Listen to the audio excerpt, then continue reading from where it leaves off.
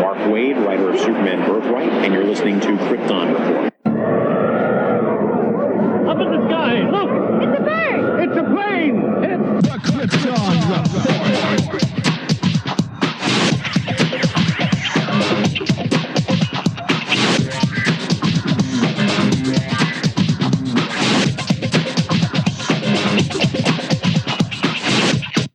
Host Tyler, and welcome to Krypton Report, a podcast dedicated to all things Superman, Supergirl. We're going to look at the Supergirl TV series as well as the Krypton TV series, anything that has to do with the characters in their world. Comics, movies, TV shows.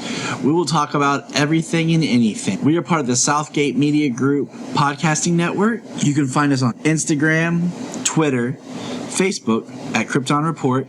You can also email us at kryptonreportpod@gmail.com. If you get a chance to go over to iTunes, Apple Podcast, please leave us a review to help us get better. You can find me personal at JTYPatrick on Twitter and everything else. You can buy a Krypton Report t-shirt at tpublic.com.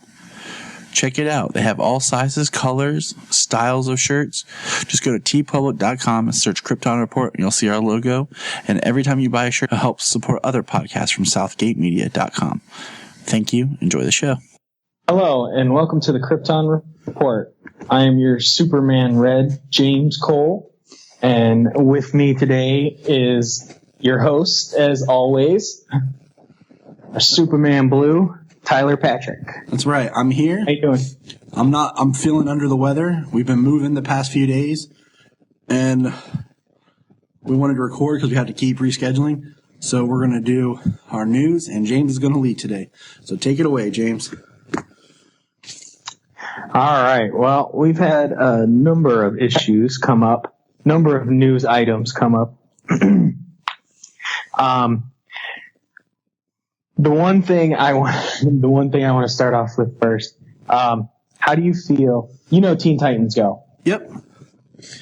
Yes, Teen Titans Go.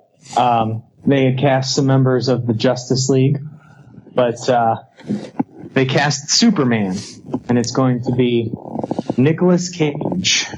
I'm happy for him. He'll finally get to play Superman in some way.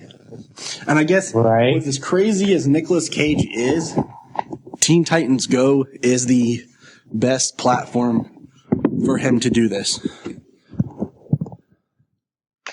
Yeah, I'm very interested. With his personality, it certainly matches. I didn't really have a desire to see that movie, but now I do. Right? Yeah, that actually does help. I was going to take my kids to see it. They like Teen Titans Go. It has its moments. It's extremely meta, but what are you going to do? It's very referential. Yeah. You know, they reference everything having to do with DC, and they're able to make fun of it. You know, it has its moments.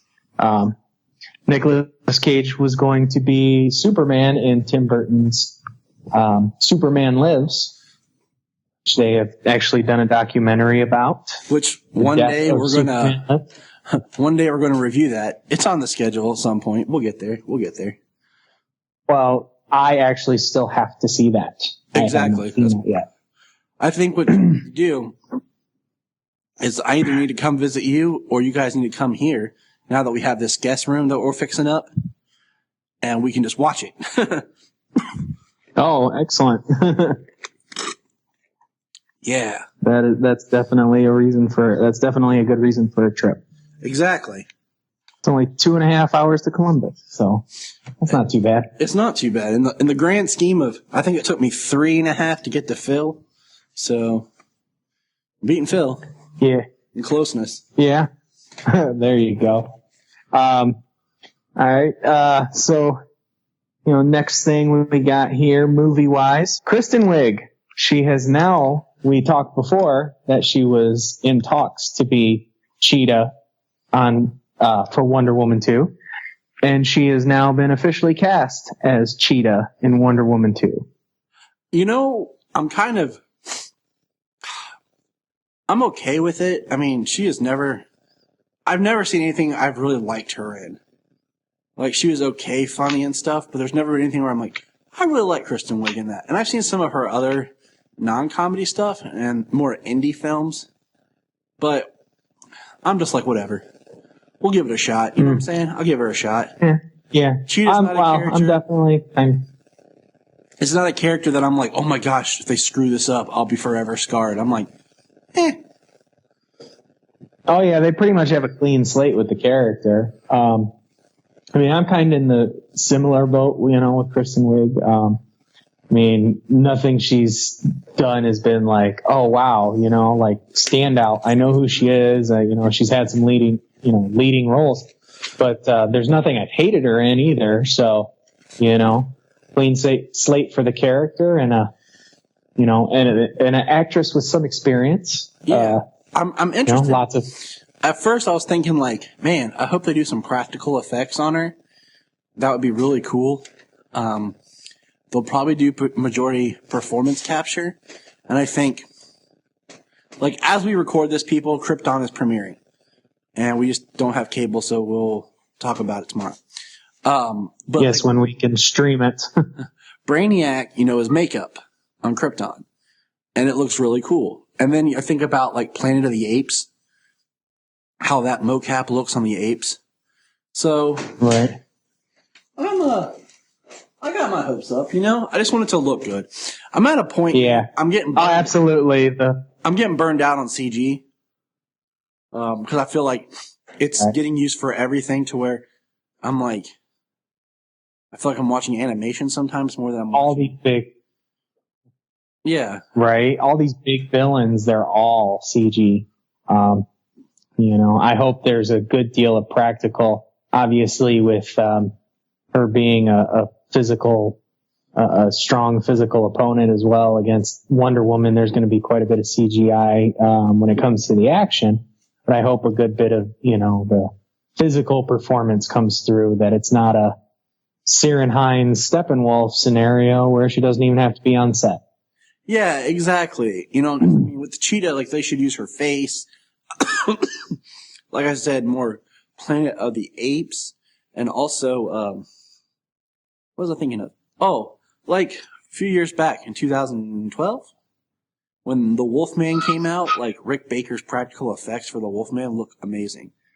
I love when CG, you don't realize it's CG. But sometimes they just, instead of using CG to fill in the gaps, they do it too much. Like, I didn't realize for the longest time that all of Zod's armor and all of Jor-El's armor in Man of Steel was CG. Right. Well, that's actually partly how they did Iron Man early on. Yeah. The Iron Man early on was there was some kind of suit and they used the CG to fill in the gaps. It was still wore something. He got less and less. Yeah, to the point where Robert Downey Jr. doesn't even have to be on set to film Iron Man stuff. Side note, that's why I say he could do this for the rest of his life. Just write a storyline where Tony's stuck in the suit and he can't get out. And then all I have to do is one day Robert Downey comes in, shoots in front of a green screen for the black, and does all of his lines like a voiceover, and he's done. Anyway. Right. The only last thing with Cheetah is, I'm not too familiar with the character. I've seen a couple of designs. The Alex Ross design is pretty cool. Yeah. I really liked recently when they did the Rebirth Wonder Woman, how Wonder Woman came out every 2 weeks, but like week 1 was a current story, and then like week 2 was a flashback story. And they kept alternating like that, and they told a really good Cheetah story in there. So if you get a chance to check out Rebirth Wonder Woman, to kind of get your hands wet on the more recent incarnation of Cheetah. Excellent. It's on the list. And then just the Wonder Woman, they've got, they're supposed to be starting to film in the UK in late May. Apparently there's going to be some possible shooting in the US, probably around DC and Langley. That would make sense. In Virginia. That would make sense. But I'm very curious about how, because technically Wonder Woman's supposed to be more in the shadows. So however she does this, it's going to be not a big thing, Yeah, I kind of wonder if it's still gonna be more like Black Ops, if perhaps the Steve Trevor, I guess, of the supposed 80s is when the movie's supposed to take place at this point, or is what we've heard that, he's still like Black Ops kind of thing, that she's, working with maybe an early Argus type deal. I'm curious. I'll give it the benefit of the doubt, Let's do something cool with it. Yeah. While we're talking about all right, here's one. No, you go ahead. I'm too tired. You lead. Yeah. Okay. Well, the Shazam logo was just released recently. It looks sweet. So what do you think? I think it looks pretty cool. I'm pulling it up right now. It's on my phone here. It's nothing too over the top. It's just right, I think, for Shazam. Big Z. Yeah, and it's got the lightning bolt behind it. Big Z on the lightning bolt. And then it's got the exclamation point and says 2019 only in theaters. So I think it looks cool. The one thing, yeah, me too. The one thing about Shazam is I don't care if it's the main villain. Nope, don't mind. Just I really would like to see, even if it's a post-credit scene, The Rock as Black Adam. Yeah, that would be good. I mean, even as a post-credit scene, it could just be a stinger from possibly the past. Exactly. Just something where we at least get to see him in costume as the character before, he never does it. Kind of like we don't know what's going to happen with Deathstroke Joe Manganiello, but at least we got that one scene. Yeah, exactly.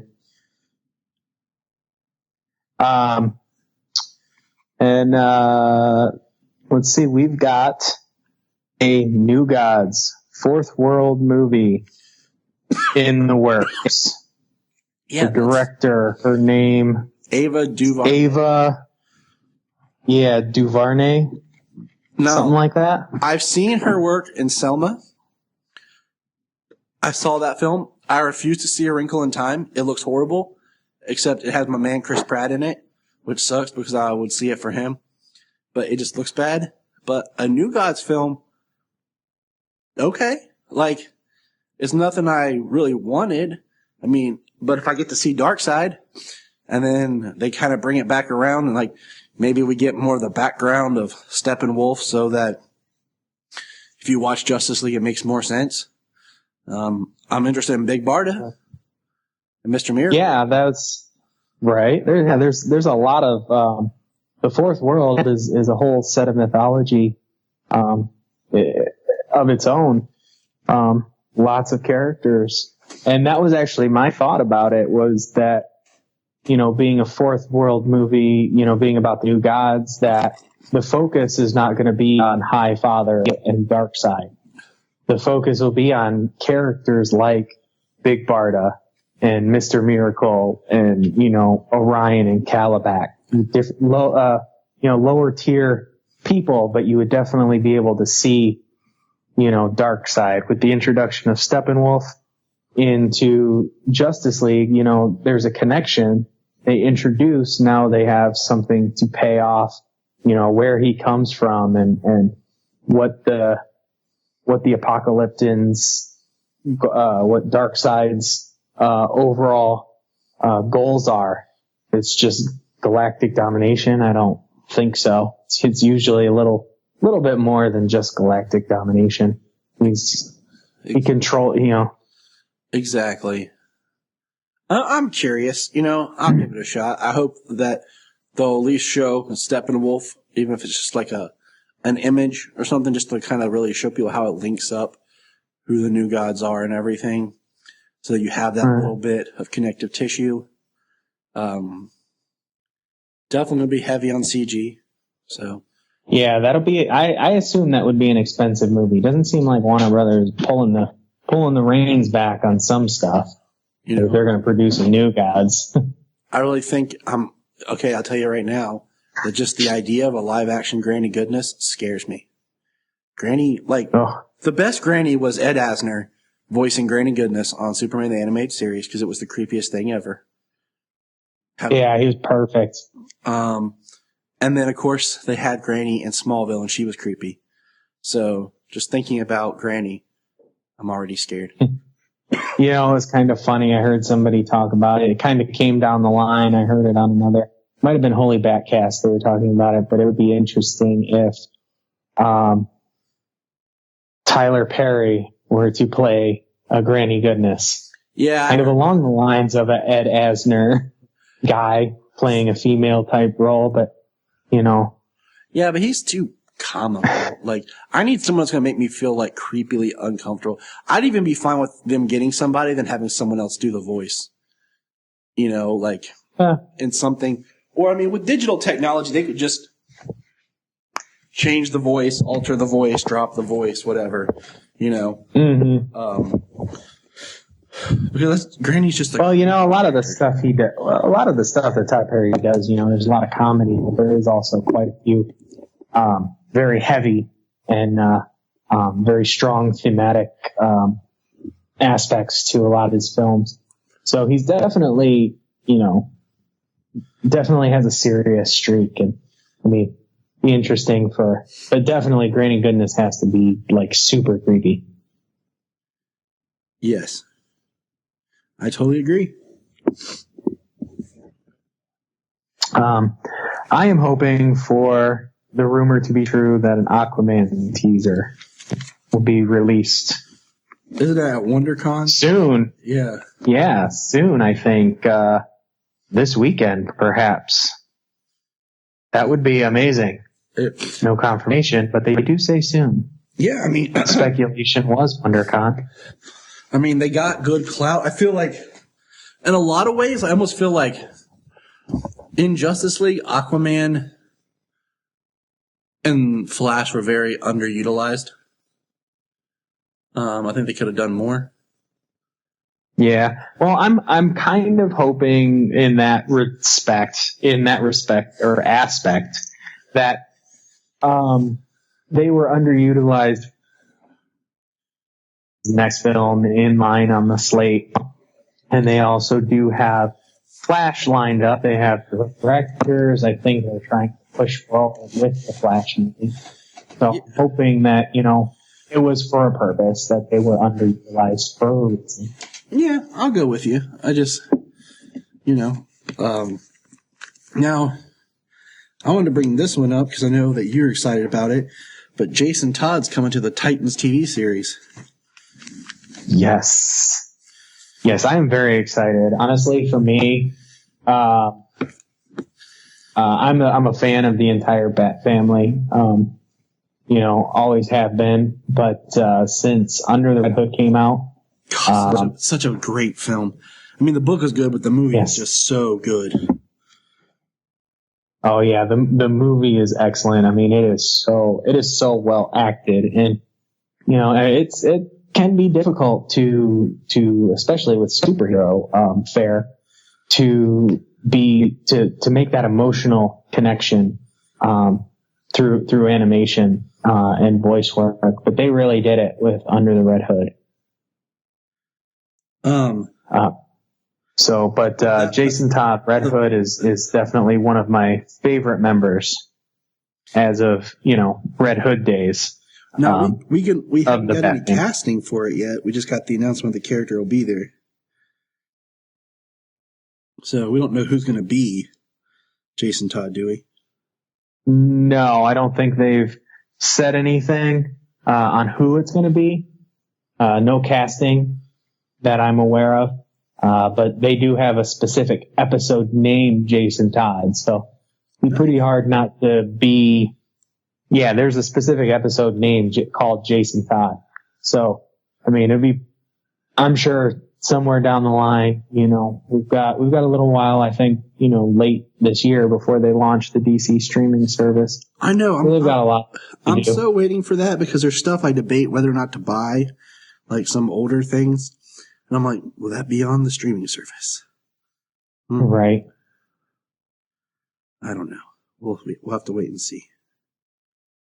You know, I wanted to I had Krypton in my notes, and I want to talk about it, but the premiere is on this evening. So, but did you watch the Making a Legend featurette, the extended featurette that they released? The 22-minute long thing. It's on YouTube about Krypton. Oh yeah, that was awesome. Yeah. I think we shared it on the Facebook page, and it's definitely, I think, something everyone should see.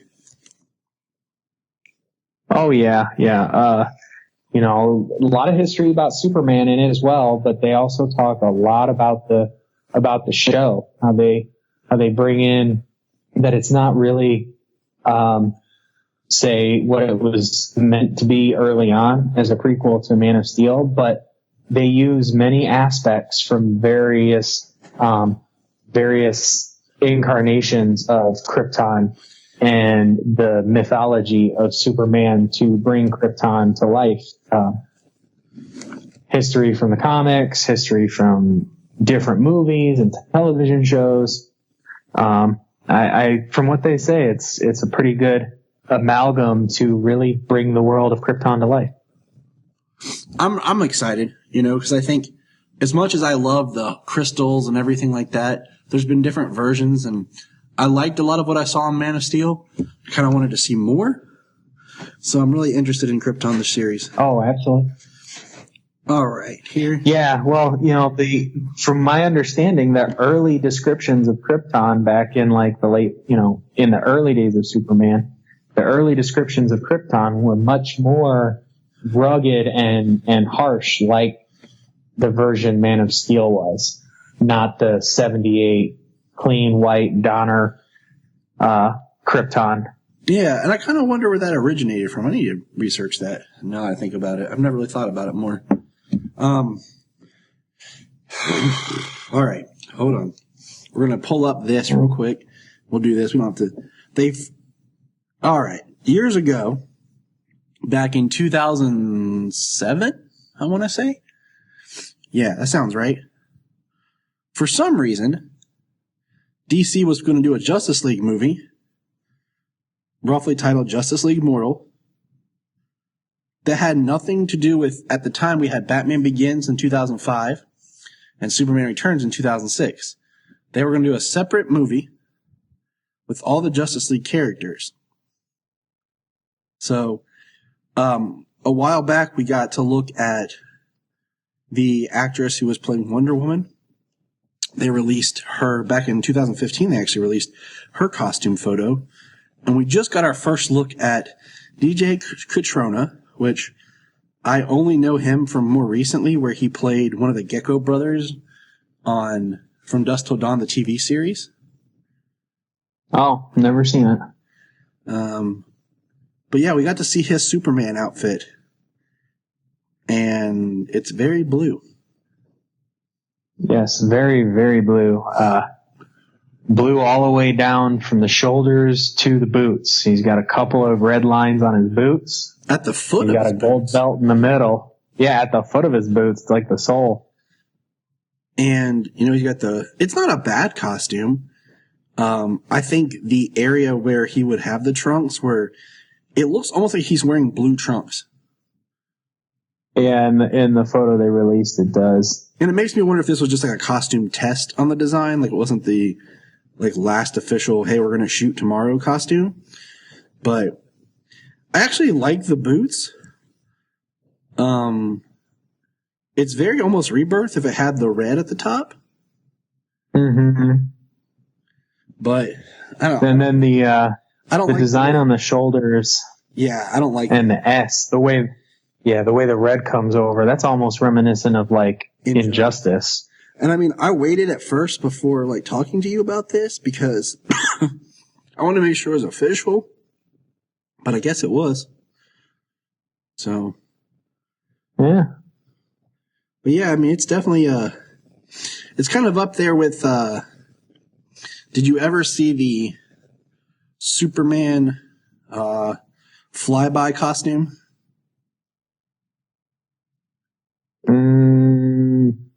Trying to think. I'm aware of Superman flyby, but no, I don't think I recall seeing.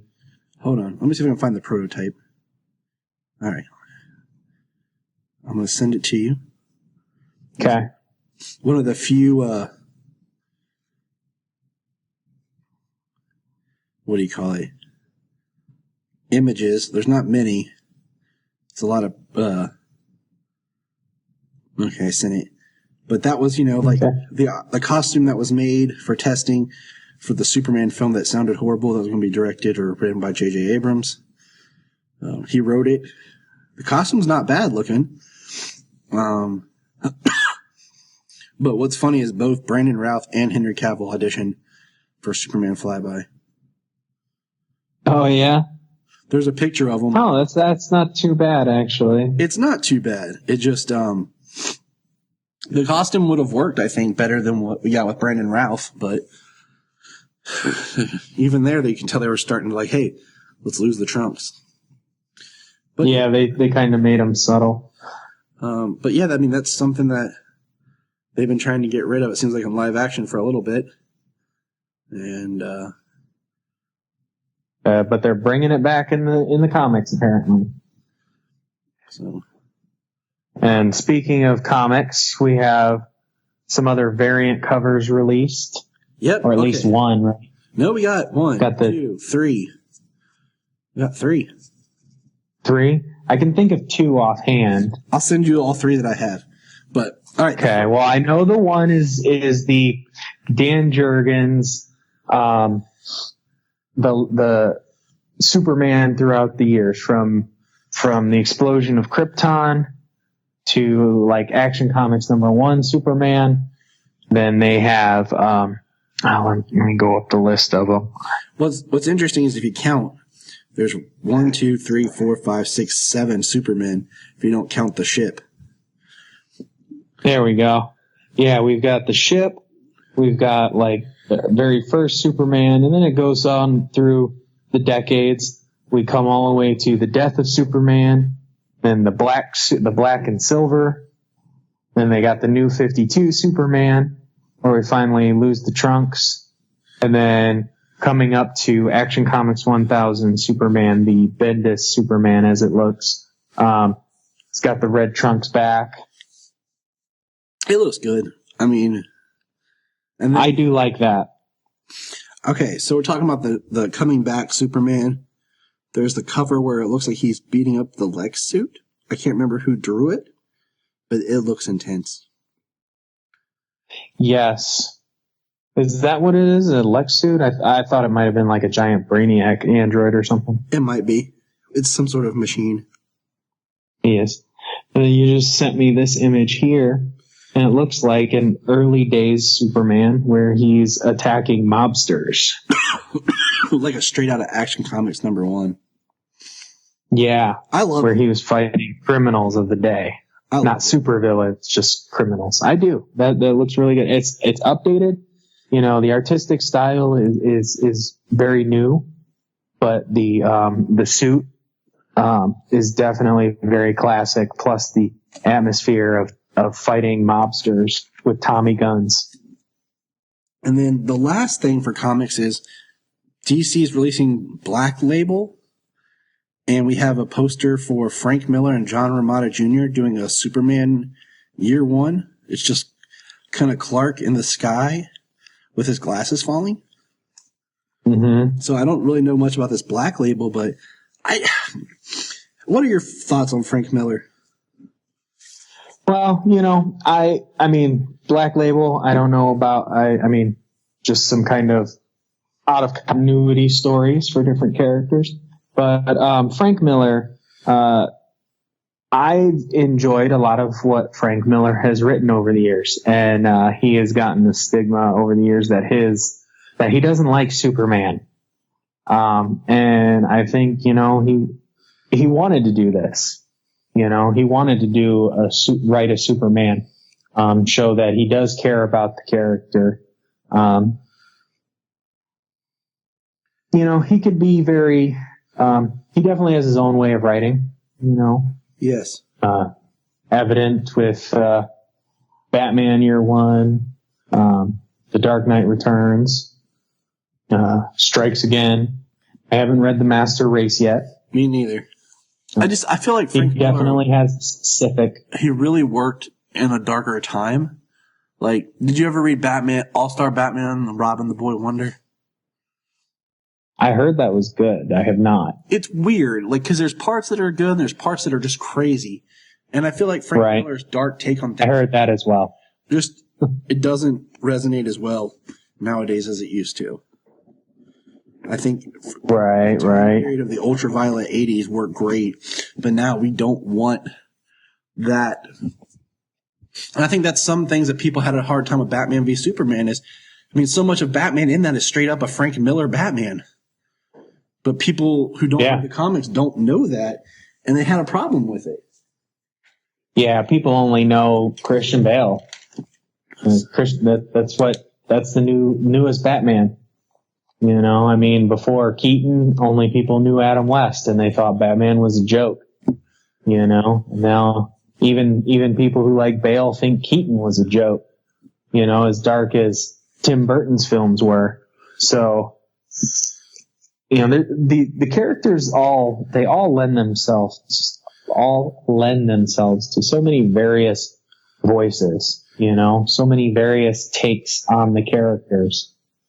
You know, as long as a certain spirit stays alive with the character, Agreed. you know, they should be interpreted, and not everybody's going to like every interpretation, but I don't see the reason why people need to tear them down either. That's just people just want to complain about something, you know? Oh yeah. But I am looking forward to year one. I will certainly be picking that up. Oh, I will too, just because I'll give it a shot. Giving it a look. And we'll probably review it. But we are less than a month now from Action Comics 1000. I know. I'm so excited. Be reviewing Krypton. Yes. And I have with me, as always now, since Jania's busy, the Superman Red, Mr. James Cole. Welcome, James. Hey, how's it going? It's going well. Happy to man. be filling in. So when we started this podcast, we were first the last daughter of Krypton because it was going to be more Supergirl focused, and then we wanted to retool it and make it about everything Superman, Supergirl, and we chose Krypton Report because they had also announced the Krypton series. Now, if memory serves me correct, they had talked a little bit Krypton after Man of Steel, so that's back in 2013, and then they had talked more about it in the fall of 2014, which was when, Gotham premiered, and still no Krypton. And then Supergirl's come and is on season 3 now, still no Krypton. Then Krypton was supposed to premiere in the fall of 2017, because I have the teaser trailer they released that says 2017. And then no, and now here we are, spring of 2018, and we finally have Krypton. Now, one thing we're going to talk about during this is when the show was originally conceived, it was going to be more prequel to Man of Steel. And I feel like what we're getting is this beautiful kind of hybrid of Man of Steel Krypton, some Richard Donner Krypton, some comic book Krypton. So a very kind of nice amalgam of the Kryptons that we've seen in other works. What do you think? Well, yeah, exactly that. An amalgam of everything Krypton. Almost the only stories of Krypton is about its destruction.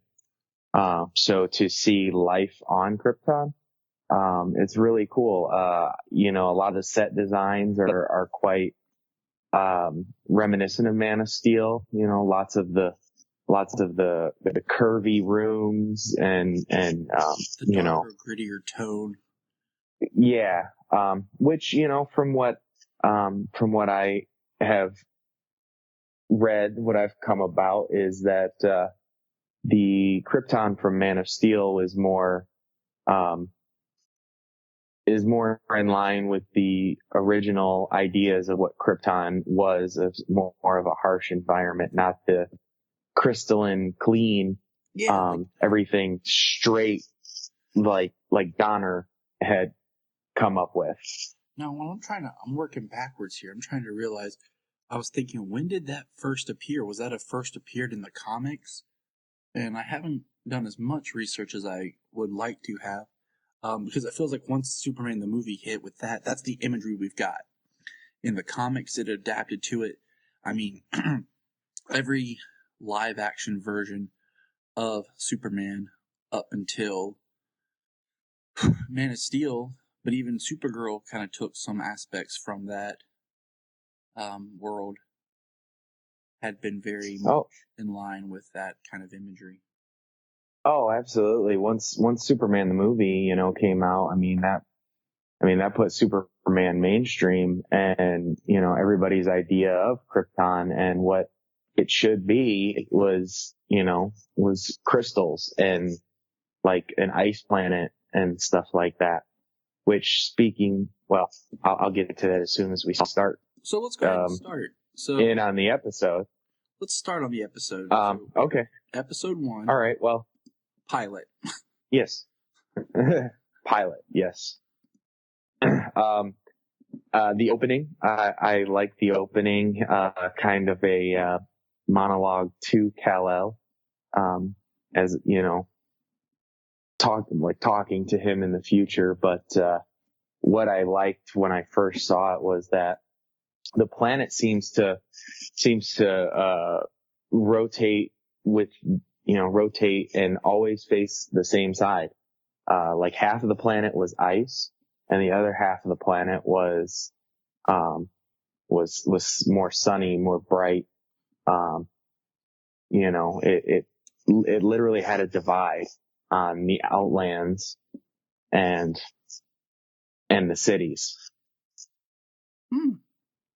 I didn't notice that, but that is a really cool observation that really plays into like what we were talking about like the amalgam of what we're looking at, with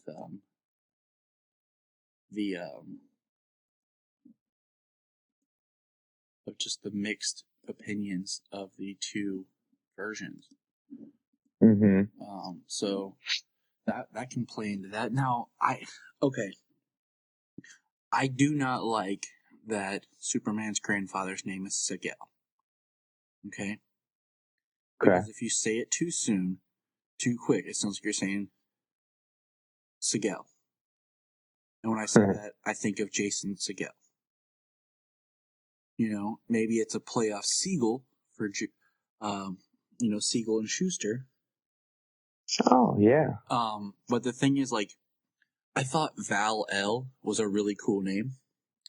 And then, like, if that was Jor-El's father, and then him naming his son Kal-El, keeping that A-L sound would have been cool, because this very much seems like it's a show about grandfathers and their grandsons.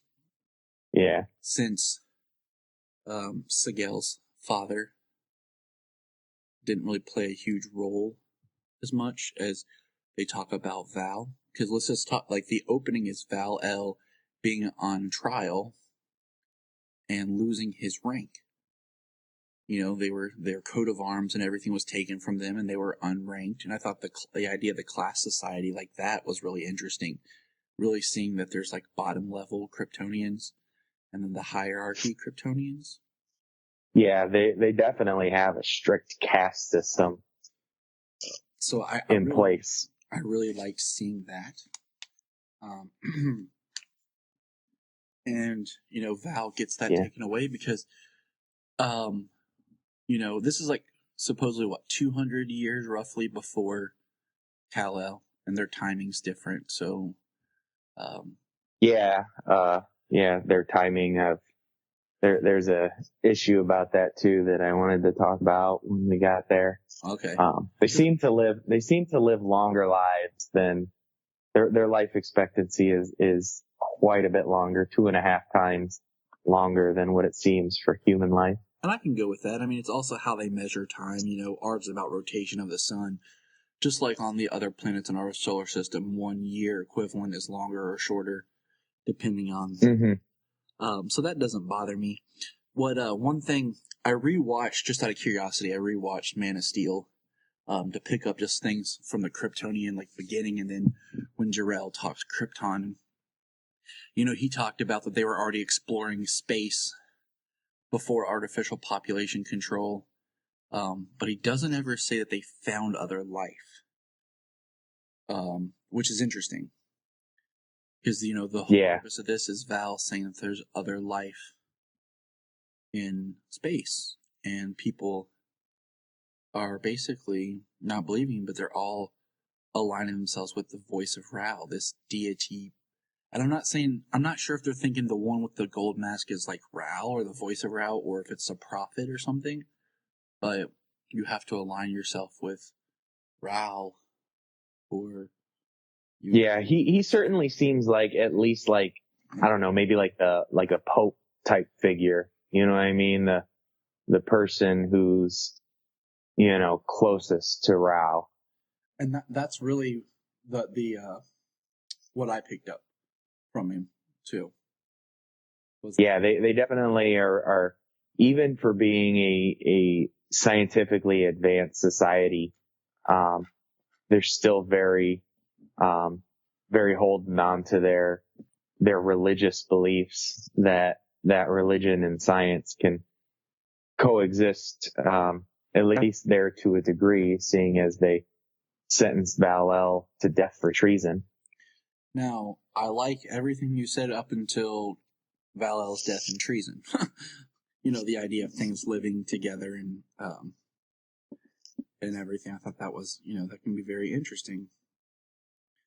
So, the beginning is Seg, which I'm just going to call him Seg because I feel like when I say Segel, it just doesn't sound as great together. So I'm like Seg. Well, that's what they call. Yeah, well, that's what they call everybody. They call Val, they call him Val-El, they just call him Val. Ter, she calls Ter-El, she just calls him Ter. And everybody calls Seg just that Seg.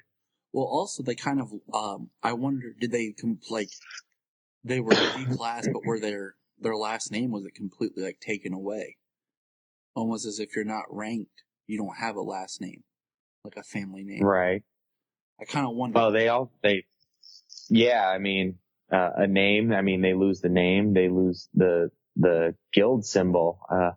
The father tells him that, being in possession of that symbol is against the law. So, they will wipe out everything, name, guild, house, the whole. Some scary stuff. But, alright, so I will say one thing, I wanted not to listen to any other opinions about this till we got to record. Mm-hmm. I did listen to my good friends Mr. Zach Moore from the Always Hold On to Smallville. Him and Lance talk about it. Oh, yeah. And what's funny is a lot of the things they were saying, I was sitting there listening like, oh my gosh, that's what I was thinking. So anything that I repeat can also be found on the review of the Always Hold On to Smallville, because I don't want people to think I'm stealing their ideas. But we cut to, was it 14 years, 14 cycles or whatever later, and it's 14 years later. Seg is fighting in the bar, and it kind of reminded me of Star Trek, Chris Pine, Jim Kirk scene, and they're hustling. We find out there's a curfew, guards pick on him, and if you look at this and you look at a 24-hour or a 1-day time frame, everything Seg goes through, let's see, I'm trying to remember. So he does that, and then his father, I thought this was going to play more into the plot, but his father left his medication, which I thought was interesting. Being the advanced society, I thought part of the artificial population control thing was wiping out diseases and things like that. But his father forgot his medication, and Seg was taking it to him, because his father worked for the guild, which is extremely degrading.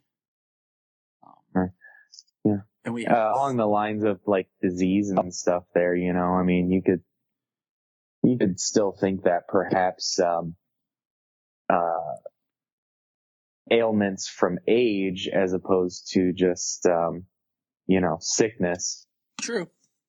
Could be, Or it could be could be something. class system back to something in that, but because we haven't got into the extent yet of like what the artificial population control gets into, and we'll get there. But we see that someone has a bomb, which is like in their arm, and Seg sees it and like tackles the guy, and then, dude, I literally went, holy crap, when they shot the dude's arm up to get rid of the bomb. Yeah, that was pretty crazy. Like, I wonder how, like, advanced science or whatever, but yeah, no explanation as to why. I mean, like, he rolled up his sleeve and it's just Kryptonian, like, flashing on his arm, and yeah, he's down, they step on his arm and just blow it away. It was crazy.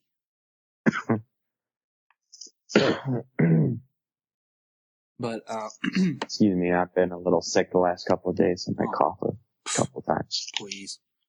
I'm talking to the man who can't get rid of this cold because he lives in Ohio in the crappy weather. But then before that Seg is a genius, of course. It's a family thing for the science. And he can be reinstated in the guild, but he would be under a different name. Like, kind of like adopted. And I thought that was interesting because that, like, changes the idea of, like, the strict bloodlines. And he would be, Vex. And basically gets offered a daughter to marry, to bind with, to use their terminology. Mm-hmm. And then, keeping with their theme, we'll jump to the side plot in a second. Him and Cora, or no, not Cora. What is her name? Vex. I can't think. It's too late. Nissa. Nissa. That's Nissa right. Vex. Which is interesting in its own right. They go and they prick their fingers and their blood in the machine, which is in the Genesis chamber. Another Man of Steel movie and comic book reference. And they see what their son would be, his life, and what he'd be molded for. And basically, their unborn child's entire life is played out right there in front of their eyes. Yeah, like shown him how he grows, the fact that he's going to be in the Lawmakers Guild, the fact that he's going to live for 173 cycles, like there is absolutely no choice in who or what he's there for.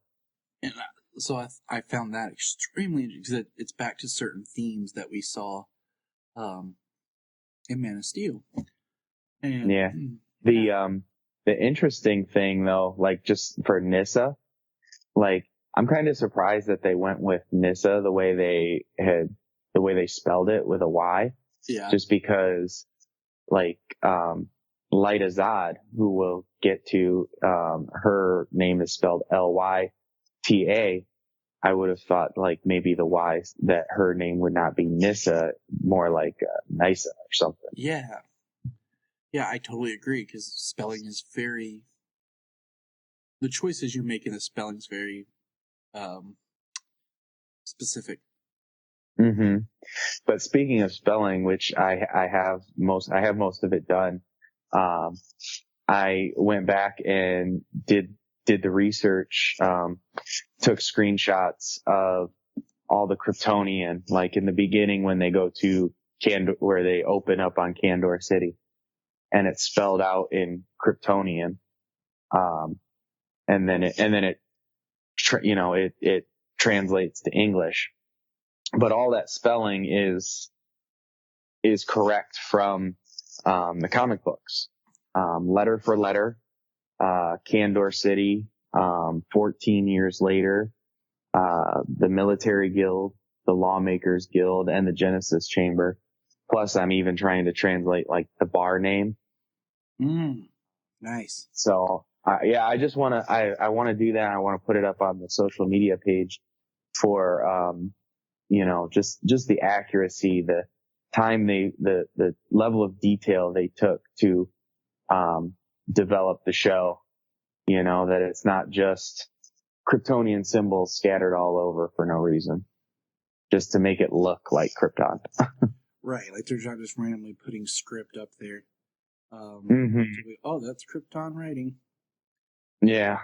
So, and that Krypton writing itself. Actually, considering one thing real quick about the writing, the S we seen in Smallville is that's the Kryptonian S, which is actually the pentagram with the eight inside, the full symbol all the way around, which is it's like the 8 inside of the pentagram.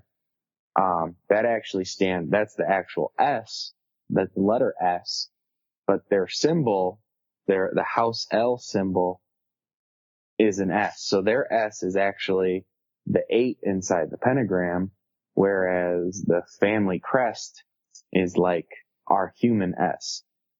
So it actually makes a separation that, S doesn't just mean S. Yeah. Like, it kind of makes me mad, like the whole, it's not an S. Well, here, it's an S. Well, that's only in the United States, English. Okay? Mm-hmm. Just kind of like, I don't know how familiar you are with Led Zeppelin. When they did their symbols, and there's one symbol that looked like the word Zoso, but it's a symbol, but everyone called it like the Zoso, but it's not supposed to be that. It's just, and that's kind of what I think about, like, yeah, it was RS, but to them it's not an S. And I mean, we know that when Superman was first created, the S was for Superman, okay? Yeah. But they didn't want to make it tacky, and they over time made it the family symbol and hope. So it's adapted. But yeah, I mean, it's an alien language that they're writing. Just looking at different languages around the world, like the way things are written, sometimes isn't the way we think they would be pronounced because of our language. So that always annoys me. Mm-hmm. So now talking about Light of Zod, we find out that the House of Zod is part of a special, what do they call themselves, the tip of the spear, elite guard. I did, they call themselves, Sagittarius Zod. So Sagittarius Zod. I wrote it down. She brought up Sagittarius Zod. And then she talked about them being the tip of the spear, that other city states and factions like Black Zero. So it seems like there's, civil warring on the planet, that Krypton is not a planet united. It is a group of nations, as it were, warring against each other. And I thought that was interesting. And then we see that, I can't remember her name, but she's also referred to as Primus Zod at one point, because I think she's the leader of the House of Zod at the moment. Her name was Allura Zod. Which, okay, come on, seriously, we can't pick a different name. We have to use a name that's already associated with somebody. Like, we can't make more original names. Right. I seen an article that she's no longer supposed to be Allura Zod. That she's supposed to be Jaina Zod. So I'm kind of wondering if that's not going to be something that's changed down the line, that was something maybe missed in the pilot after they had already filmed and yeah. So I'm gonna keep an eye on that moving forward. But she fights Light of Zod and stabs her in the hand. Yeah, her mother, she stabbed a knife right through her hand. Which was crazy. And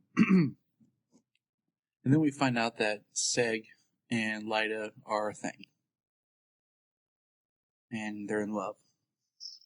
So there's our and they're both Romeo and Juliet. It's like a love, right? It's like a love square, because he's intended for somebody, she's intended for somebody. They're both to be bound to somebody else, but they love each other.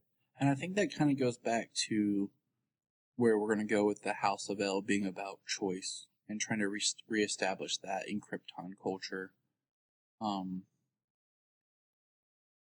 So, all right, so we're jumping around, but basically,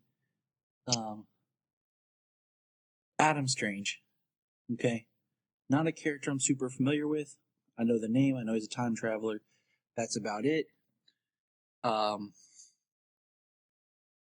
wish it was Booster Gold. Throwing that out there. At least a more named character that can be more fun, because Booster sometimes is an idiot. You know, someone that kind of makes more sense than Adam Strange, or a Legionnaire would have been cool. Right. Lightning Lad, or I mean, I like the fact that they used a fairly unknown character. I mean, it kind of gives them some freedom. But I mean, like, to my knowledge, is Booster Gold I mean, I know he's all about the time travel and stuff like that, but is he a hero, like, among the cosmos? Because I know my limited knowledge on Adam Strange is that he's a hero not only through time, but also, across the galaxy for, being transported via Zeta tubes around the universe. See, I don't know. I just think it's one of those things, like, you hear Adam Strange, and then anytime there's names, I think, that can be easily confused with other names, like, the simple people can get confused who don't follow comics as hardcore as we do. Mm-hmm. So it's just one of those things. I'm just like, okay. Yeah. But he sees Adam. No, go ahead. That's where I was going. Oh. Go for it. Oh yeah. He sees Adam Strange and he's points at his hat. Who are you? Is that a guild? Is that a guild symbol? No, man, it's the Detroit Tigers. And he thought that was hilarious. Told him he was from planet Earth. And so that right there makes you wonder, okay, so who discovers Earth? Is it Jor-El, or now it's going to be Segel that discovers Earth? Because sometimes they have said that Jor-El was the one who discovered Earth, but there's been so many different versions of that, it's kind of, can be different. Right. Well, the limited time, the fact that Jor-El was such a grand scientist and, discovered the Phantom Zone, and I mean, how many other things is he credited for in his lifetime? And he's the last generation of El on the planet.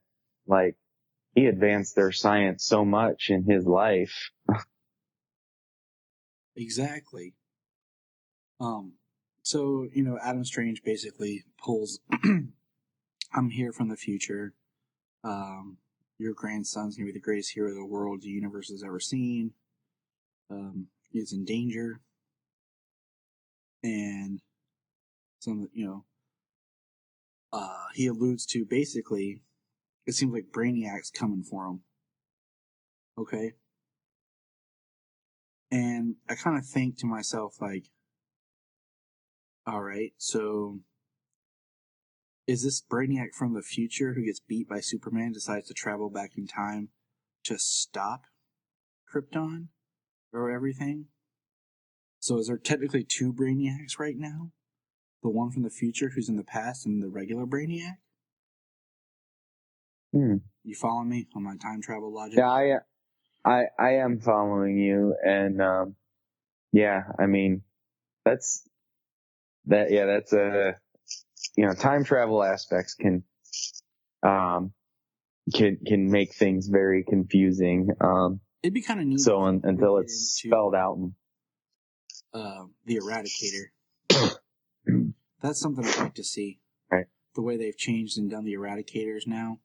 It's being like these. Mm-hmm. They kind of remind me more of like the Manhunters. So I kind of would like to see them show up on this series.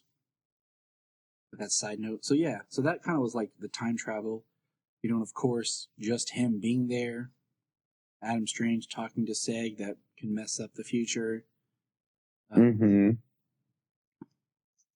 But he brings and shows him the cape of Superman that's slowly disappearing. There's our ticking clock.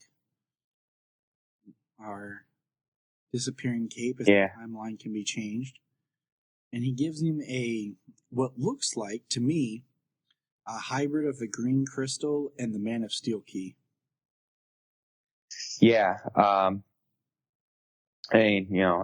Except for being green, it did remind me of the Man of Steel crystal, or Man of Steel key, but it also, reminded me of the Donner crystal technology.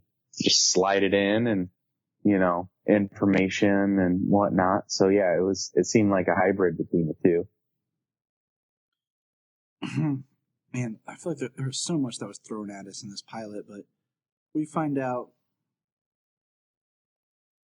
that he goes to tell his parents. They don't want to answer him about it. Seg goes out, gets in a fight with the police. And his parents are keeping it from him. Yeah, his mom shows up, and they find out. And they go and they find out that basically the fortress is a family thing. That Val-El had his own fortress. This is the key where he would do his research. And there's going to be some big undercover thing that the government's trying to keep hidden. And I'm almost suspicious that the voice of Ral isn't an alien of some sort. That mask. And that's why they're trying not to prove aliens exist or whatever. Something, but so we get a fortress, which is really cool. And there's some cool concept, like sci-fi ideas I have about this, but I'll save those as the show progresses. Then basically they stole a ship to get there. The police track the ship. The mom hides Seg and wipes the nav system so they can at least find the location of the fortress. And then the police basically take her before the council. They don't want it to be recorded that Seg was there because they really want Seg to be back in the guild. But then Tear comes forward and says that he was with her because they know that somebody else was with her in the vessel. And then Seg watches both of his parents murdered by what is called her leader Zod. Mama Zod. Lyta Zod's mom. Mama Zod.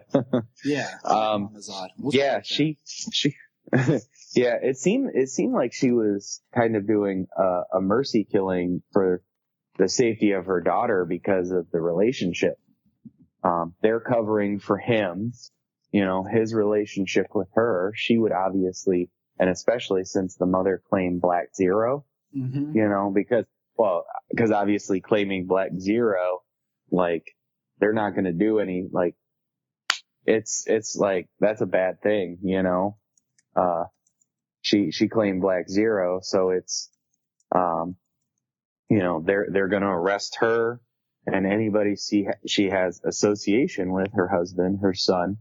They're going to be, scrutinized or under a microscope so, she killed them to protect her daughter in the long run and to, prevent them from what could be worse than death that they discussed while she was jailed before her trial.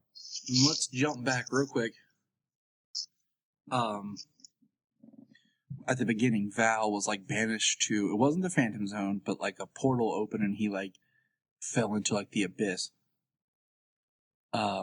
And now I do want to say, I like the fact that Val was wearing like a red cape and like a blue suit. Just on that. Yeah. So, jumping back forward, Seg sees both of his parents murdered. And then him and Lyta Zod basically break up. And, he's in the fortress standing on top of a giant S. He goes he goes to his friend, which we didn't bring up. How'd you like his friend? His friend was all right. It was just the character. It makes me wonder if he'll continue to be there or not for Seg to interact with other than his family, just to kind of give him some sort of what he's up to in the bottom. Now, so it was on a scale. How would you rate the pilot? Well, on a scale, 1 to 10. 1 to 10. Okay. 1 to 10, I would give it an 8.5. I'm there with you. Some pilots there are was, amazing, and some are just kind of like exposition dump. And I think this one falls in between. Yeah, it was definitely in between. There was some action. There was some world building, some character introductions. They've only got 10 episodes to unfold this story, and there's obviously quite a bit. Everybody's got an agenda. Seems like Nyssa has an agenda. Obviously her father being the lawmaker, the voice of Rao. He's got a mask with 6 faces, 3 on the front and 3 on the back. Like the all-seeing, voice of Rao. And, the cinematography was really good. Oh, it's definitely very, the acting was. It's very epic. It's very cinematic. Yeah, very large in scale, but it draws you into the world. It seems like a real place, and like the one thing, like always hold on to Smallville brought up was their dialect and how they talk. Sure, they all sound British, but they're all one dialect. They all come from the same area, the same region, so they all have a similar dialect when they speak. But also in Smallville, Julian Sands Jor-El tells Clark that that it's a mistake to think that Kryptonians were much different than humans, that they have the same range of emotions and ranging from good to cruel, jealousy, all of they run the same gamut of emotions and everything that we do. So the fact that they interact and they live similarly to us, it doesn't seem like that would be a stretch. Like, why does an alien world, especially when it's been brought up in the past, that to make them more relatable, I'm sure, but are they all cold and bad people, corrupt people, or are there good people who are emotional and care for one another and all of that? Exactly. We can't just immediately. They're not Vulcan. You know what I'm saying? Like, to grab a Star Trek reference. There you go. Vulcans. And I totally forgot what I was going to say. But anyways, I like it. Last question here, and it's getting late for us. How do you want the show to end? I have 2 ways I think I'd like to see it end. Option A is with the birth of Jor-El. Or option B is we see the birth of Jor-El, and then it flashes forward, and we see Jor-El trying to get Kal-El on the ship, and Seg-El's there old. And you remember the animated series, how it's actually Lara's father that helps dupe the police while Jor-El gets to the ship to launch Kal. Something like that. Mm-hmm. Where Seg basically is basically helping Jor-El, and we kind of see because they never say in the comics that Jor-El's father is dead. I mean, maybe some, but for the most part, it's never brought up. So it'd be kind of interesting to see Seg-El kind of wish Kal-El goodbye before Jor-El puts him in the ship and launches him. But that's just kind of where I think if they don't want to do that, like, just the birth of Jor-El, I think would be a good place to kind of stop. But right. We'll see how it goes. Yeah, I mean, the ending of the show, I'm not sure. The ending of the season, ending of the season. That'll be quite interesting. One, they've got Brainiac coming in who's going to prove that Val-El was right, which Brainiac, his skull ship and the makeup and everything. Brainiac just looks sick. He looks amazing. Oh my gosh. If we hadn't already reviewed Superman Unbound before, we would do it now.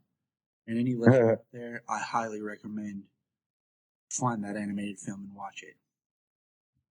Yes. It's Superman Unbound is great, and the last Superman standalone animated feature they've done up to this point, which was 5 years ago. Oh man, that was Man of Steel time, wasn't it? Yeah. Holy crap! They've done a lot of animated stuff since then. Yes, they have. So the end of the season, Vex is going to be seriously hurt for the part he's played in destroying the House of El. Plus, where does the voice of Rao come in? And then everybody's going to know that they're not alone. So, it really opens up where they're going to be able to go from there if the show moves on to a second season. I'm pumped. I hope it does get a second season. There's some interesting things with time travel, and we're supposed to get something with Doomsday, and that whole history with it being like the Kryptonian killer machine thing. Okay. I got high hopes. Well, apparently it brought the highest ratings for a premiere of a show in 4 years on the Sci-Fi Channel. Because they haven't done anything of quality. It's been recycled stuff or just junk. But that's another Sharknado. Yeah. I've never seen Sharknado. I've never seen any of them. And the second one. Because my brother-in-law and sister-in-law loved them. So they made us watch the first one because we had a big family get-together to watch the second one. And I was like, okay, I'll do it for the family. And that was it. Well, I've never seen it, and I have not seen a lot of what Sci-Fi's done in a long time. Yes, so same here. This will, obviously for the show, but for the enjoyment of watching it. I enjoyed it. I enjoyed Krypton. I may have thought of some similarities to other things after it was all said and done, but watching the show, it had me engrossed, and I enjoyed it the whole time I was watching it. I think it's hard to do sci-fi anymore that doesn't feel like something else. Right. So much great sci-fi, and I'm not even talking about just the main two with Star Trek and Star Wars. There's been a lot of other stuff too. I think that's come along that's just, it's hard to come up with something completely, new and feels more fresh and original. So, yeah. Well, honestly, compared to a lot of stuff out there, Krypton is a whole lot more original, being an amalgam of movies and comics and, stuff from prior television shows. Being able to meld all of that stuff together kind of makes it pretty original on its own. Yeah, you're right. So yeah, anything else you want to say out there, my good friend? Just that I checked out the trailer for what's left in season 1, and they put a couple of clips out there on the app, and I checked those out. So I'm looking forward to what's coming. Plus there's been many stories of Brainiac going to Krypton for his purpose, for his collecting purposes, having nothing to do with Superman. So I kind of like that better. I just like the idea. Yeah, of the destroyer of worlds, that his programming, like, it'd be even cool to get more in the origin of Brainiac if they wanted to. Mm-hmm. Right. Where he comes from. I'm actually wondering if the time travel aspect for Adam Strange, if he isn't completely wrong in the matter that Brainiac hasn't come back in time to stop the birth of Kal-El, or if this is just like one of the previously told stories that Brainiac did go to Krypton and, collected Kandor City and all of that, Did you ever read Convergence? No, not yet. Okay, so Convergence, slowly working my way through. We're introduced to a character called Telos, who's basically, if you think of Brainiac as Galactus, Telos is kind of like the Silver Surfer. Okay. That could be an interesting character to see show up. So, just throwing that out there. What's your thoughts? I think I remember some talk of that on The World's Finest a good while back. Oh yeah, me and Phil before it started, we started talking about what that could do and how if Convergence could reshape the New 52 at the time, and in the long run, it's because of Convergence. We got Rebirth. So, all right, well, thank you, James. Where can people find you online, buddy? I am James Cole III, III, on Facebook. You can find us on Instagram, Twitter, Facebook at Krypton Report. You can also email us at kryptonreportpod@gmail.com. If you get a chance to go over to iTunes, please leave us a review to help us get better. If you're an Amazon shopper, just remember you can go to southgatemediagroup.com. There's a portal, log into Amazon, and you'll shop into your account just regular, but it also helps keep all the podcasts on and helps keep Southgate running. Remember, look up in the sky.